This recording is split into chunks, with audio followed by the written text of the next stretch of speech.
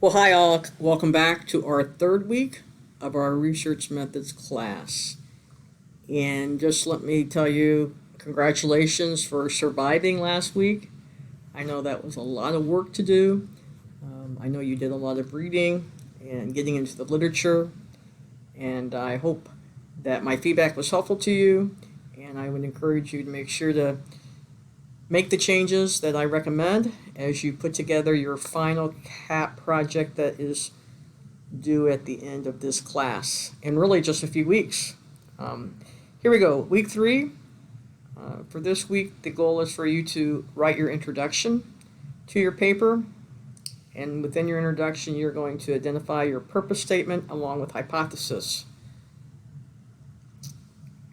Get into chapter 3 in the textbook, and again, I've given you a short video as overview of that chapter, but again, I encourage you to get into the chapter, read it, take notes before you are ready to take that quiz over chapter 3.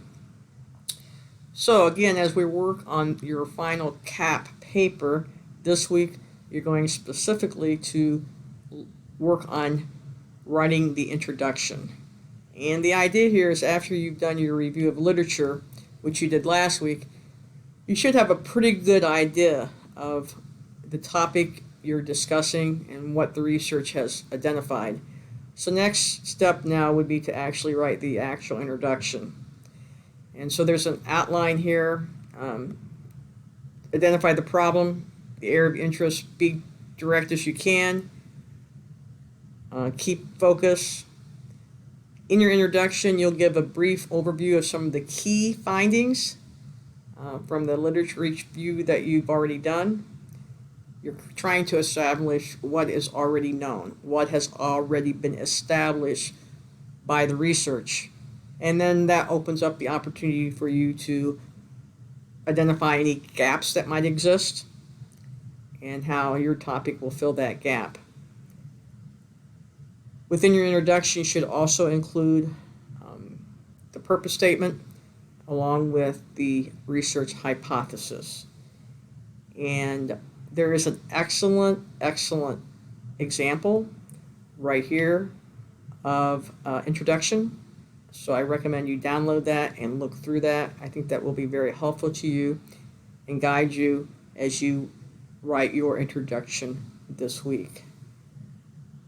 So again, for your paper, a minimum of 750 words, 5 to 10 in-text citations. Make sure you're professional in your writing. Don't use I, we. Make sure that you're writing in a professional manner, good grammar, no opinions, and following a reference page. Just remember that whatever you cite in your paper should be on the reference page, but if you put something in your reference page, then I'm looking for an in-text citation. So put together that introduction paper this week.